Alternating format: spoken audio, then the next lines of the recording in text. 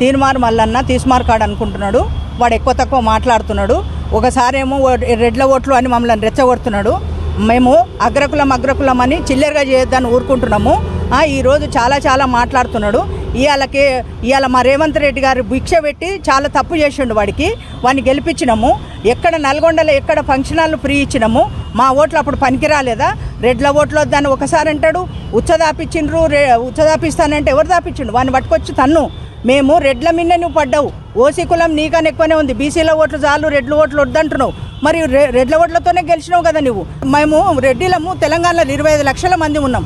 ఓసీలను కలిస్తే నీ బీసీ అంతనే అవుతాం. మేము అన్నాం అట్లా కులం పిచ్చి ఎంచుకొని మాట్లాడు. క్యూ న్యూస్లో నేర్చుకొని అందరిని అరాచకాలు చేసి బ్లాక్మెయిల్ చేసి సంపాదించి ఇలా పెద్ద మాటలు మాట్లాడుతున్నావు తీర్మార్ మల్లన్న.